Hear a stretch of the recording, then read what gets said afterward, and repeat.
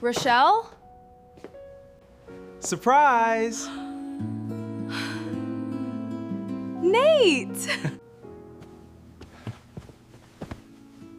10 years have passed, but some things remain. Surprise! We've been planning this for weeks. I can't believe you both played me like that. OMG, why is my heart beating so fast? When are you gonna let her know? When are you gonna... Hi. Hi. You look different. Different good or bad? Definitely good. 10 years had passed. Yes, 10 whole years. And that little girl who once struggled to understand why her mother had married another man was no longer a little girl. Jasmine was now 23, a final year university student, with graduation so close she could almost smell it. Her final year project was nearly done. Examinations were around the corner, and if everything went according to plan, Jasmine would soon be graduating and officially entering the confusing world of adulthood. But before she could close that chapter, there was one place she had to return to. Home. Hello, studio lovers. Welcome back to The Stepfather, Episode 5, Homecoming. First of all, thank you for waiting through our 2-week hiatus. We know you've probably been asking, so when are you people bringing Jasmine back? Well, we're back, and we're excited to continue this story with you. If you're still a little confused about what happened before, don't worry, go back and watch episodes 1 to 4 so you can catch up properly. And while you're there, tell us in the comments, who is your favourite character?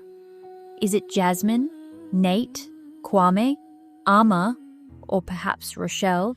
Because let me tell you, Rochelle is about to become the voice of reason this girl desperately needs. All right, enough talking. Let's continue. After years of distance, awkward conversations, unanswered questions, and memories Jasmine wasn't quite ready to confront, she was heading back to Accra. But don't get too comfortable. She wasn't going home permanently. Just 1 week, one little week. Simple, right? Well, if you've been following this story, you already know nothing is ever simple with Jasmine, because sometimes all it takes is 1 week for everything to change. At the Golden Ash University gate, Jasmine said goodbye to Rochelle. The two best friends joked about surviving an entire holiday without each other, which, judging by their friendship, was probably the real challenge of this episode. But beneath the jokes, Rochelle knew something Jasmine didn't want to admit. Going home meant returning to a part of her life she had never completely made peace with. At the bus terminal, Jasmine checked her phone. A message from her mother, Amma. Simple, sweet. They were waiting for her. Then came another message, from Kwame. Her room was ready. Jasmine stared at that message for a few seconds, then locked her phone. No reply, because 10 years had passed. But some things still hadn't changed. Kwame was still kind, still patient, still present. But Jasmine still couldn't give him the title he secretly wished for, Dad. To Jasmine, he was the man who married her mother, the man who had stayed, the man who had helped, the man who had been there. But her real father still had a place in her heart that nobody could simply walk into. As the bus headed toward Accra, Jasmine watched Ghana's beautiful landscape pass by her window. The road, the towns, the familiar scenery, and somewhere between one thought and another, she opened an old photograph. Her father. Young Jasmine beside him. She smiled, just for a moment. Then she put the phone away. Because memories are funny things. Sometimes you hold on to them because they hurt, And sometimes you hold on to them because you're afraid that letting go means forgetting. And Jasmine wasn't ready to forget. Meanwhile, back at home, Kwame was preparing for Jasmine's arrival. And by preparing, I mean preparing. Flowers? Checked. Cushions? Straightened. Bedroom? Checked. Checked again. And possibly checked a third time, just to make sure the first 2 checks were correct. Amma watched him with amusement. She reminded him, "Kwame, she's only coming for 1 week." But Kwame was behaving like the president of Ghana was about to arrive when Amma questioned the flower arrangement. Kwame had one explanation. The flowers were not cooperating. Apparently, even the flowers had responsibilities in this family. But Amma understood. Kwame had missed Jasmine. He just didn't want Jasmine to feel that pressure. Jasmine's old bedroom had been prepared beautifully.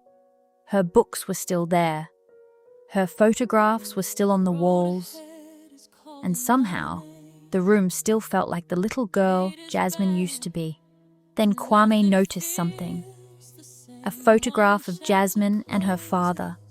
He walked over, straightened it carefully, and left it exactly where it was. He didn't remove it, he didn't replace it, because Kwame understood something important. Being part of Jasmine's life didn't mean erasing the man who came before him. He wasn't there to compete with her father's memory. He simply wanted to be there, as himself. That evening, Jasmine finally arrived, and Amma didn't waste a second. The moment she saw her daughter, she rushed forward and wrapped her in a huge hug. Her daughter was home. There was laughter. There were hugs. There was that special happiness only a mother can understand when her child finally comes home. Then Jasmine looked up and saw Kwame. He stood a few steps away, smiling. He didn't rush her. He didn't force a hug. He didn't make the moment uncomfortable. He simply said, "Welcome home, Jasmine." And Jasmine replied, "Thank you." That's it. 2 words. Very simple. But after 10 years, sometimes 2 words can carry a whole story. Dinner was, well, awkward. Very awkward. Kwame asked about university. Jasmine answered. He asked about her final year project. Another short answer. He asked about her group. Another answer. Then silence. Amma looked at the 2 of them, and you could almost hear her thinking, "God, please help me. These 2 cannot be serious." So she tried to keep the conversation alive. But then, Kwame did something that caught Jasmine completely off guard. He placed her favorite meal in front of her, chocolate pancakes. Jasmine looked at him, surprised. He remembered. After all these years, he still remembered. And for the first time that evening, Jasmine smiled. Later that night, Jasmine returned to her bedroom. She looked around, and suddenly, childhood was everywhere. Old books, old photographs, old memories. Then she opened a drawer and found an old notebook. Inside was a handwritten note from years ago, a simple message, signed Kwame. Jasmine smiled faintly. Then she looked at 2 photographs, one of her father and another of Amma and Kwame. For years, Jasmine had kept these 2 worlds separate, her father and Kwame. But here's the problem with memories. They don't always follow the rules we give them. You can put them in different boxes, lock the boxes, hide the keys, and somehow the memories still find their way back out. Meanwhile, in the kitchen, Amma and Kwame were having a quiet conversation. Kwame admitted that he was worried. Jasmine would only be home for 1 week. She had her final year project, her examinations, her future, and the last thing he wanted was to turn her holiday into another emotional battle. He didn't want anything from her. He just wanted her to be comfortable. Amma smiled. Because sometimes, not demanding anything from someone is the greatest gift you can give them. Later that night, Jasmine called Rochelle. And of course, Rochelle went straight to the question Jasmine was hoping she would avoid. So, how is Kwame? Jasmine didn't even hesitate. Still Kwame. Rochelle paused, because that wasn't really an answer. That was Jasmine's way of saying, please change the topic before I throw this phone away. But Rochelle knew her friend too well. She reminded Jasmine, kindness doesn't mean you have to forgive someone before you're ready. But you also don't have to keep someone outside your heart forever. Just because letting them in feels complicated. Jasmine became quiet. And sometimes, silence is an answer too. Later that night, Kwame walked past Jasmine's room, carrying an extra blanket. He left it outside. He didn't enter, he didn't disturb her. He simply wished her good night and walked away. Jasmine watched him disappear down the hallway. And for years, she had remembered every reason Kwame wasn't her father. But that night, another list came to mind. Every reason he had behaved like family. The next morning, Jasmine woke up to find hot chocolate waiting on her desk. Beside it was a little note. Good luck with your project. Signed, Kwame? She smiled. Then she walked into the kitchen and found Kwame making breakfast. He attempted to flip a pancake. And, well, let's just say the pancake had other plans. It landed badly. Jasmine burst out laughing. Kwame turned around dramatically. After 10 years, this was how she chose to greet him? Jasmine laughed even harder, and Amma watched from the doorway. Because she could see it. Something had changed. Not everything, but something. Kwame placed a chocolate pancake on Jasmine's plate. Chocolate? Jasmine nodded. Chocolate. He smiled. I remembered. Jasmine looked at him. And this time, she didn't look away. She simply said, I know. 2 words, that's all. But after 10 years, those 2 words said more than a long conversation ever could. Because healing doesn't always arrive with a dramatic apology. Sometimes, it arrives quietly. In a pancake. In a cup of hot chocolate. In a blanket left outside your door. In someone remembering the little things. Healing doesn't always begin with forgiveness. Sometimes, it begins with permission. Permission to smile. Permission to remember. Permission to accept kindness without feeling guilty. Permission to let someone matter without pretending they can replace someone else. Jasmine wasn't ready to call Kwame her father. Not yet, but perhaps. She was finally ready to stop treating him like a stranger. And sometimes, that's where healing begins. 1 week later, Jasmine stood outside the family home with her suitcase. Amma hugged her tightly. The usual, call me when you arrive. I will, Mom. Then Jasmine looked toward Kwame. He wished her good luck with her project, her examinations, her future. Jasmine thanked him, and before she left, she said something that made Kwame smile. I'll see you next weekend.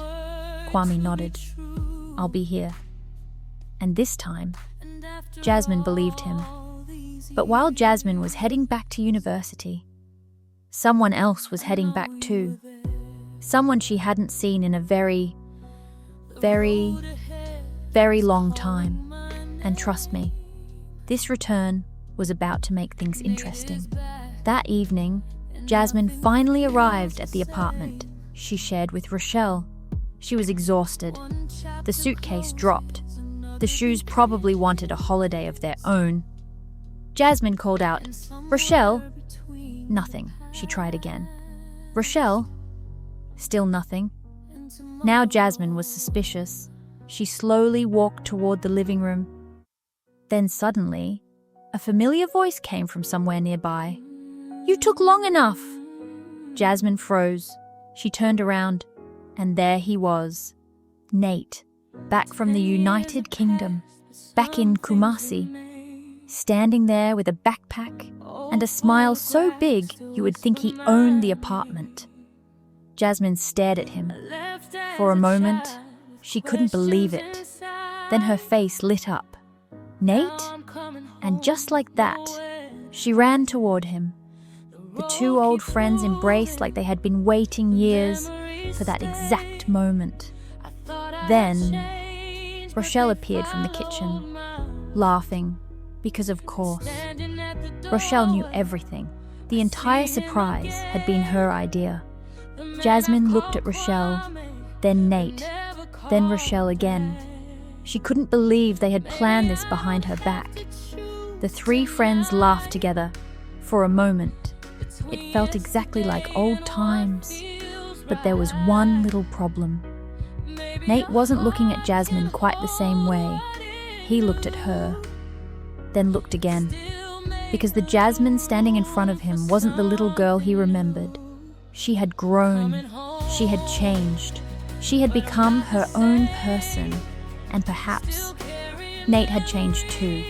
He couldn't quite explain what was different about Jasmine, but he knew one thing. He wanted to find out, because some friendships survive distance, some memories survive time. But growing up has a way of complicating everything. Nate had finally come home, and Jasmine's story was about to get very, very interesting. So, studio lovers, what did you think of Jasmine's homecoming? Do you think she's finally beginning to see Kwame differently? Or is her past still standing between them? And now that Nate is finally back, what do you think is going to happen between Nate, Jasmine, and Rochelle? Because something tells me this friendship triangle is about to give us plenty to talk about. So don't forget to like, comment, share, subscribe, and turn on that notification bell, because you definitely don't want to miss episode 6. Nate is back. Jasmine has changed. Rochelle knows more than she's saying. And the story? Oh, we're just getting started. To be continued. A note by my bed, 1,000 little things I thought I'd forget. And somehow the silence doesn't feel so cold. Maybe some stories take years to unfold. Maybe healing isn't saying goodbye. Maybe it's looking at the past without asking why. Maybe I can remember and still move on. Maybe the love I feared was never wrong.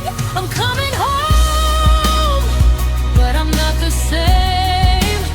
Still carrying memories, still carrying names. I don't know what tomorrow will say, but I'm learning to let the walls fade away.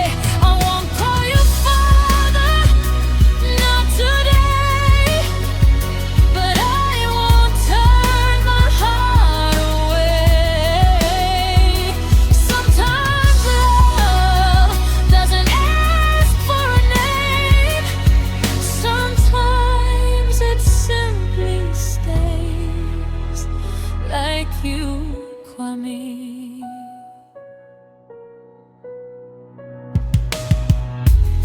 Then the suitcase closes and I'm leaving once again. Final years, final dreams, trying to become who I am. You stand beside the gate and say I'll be here.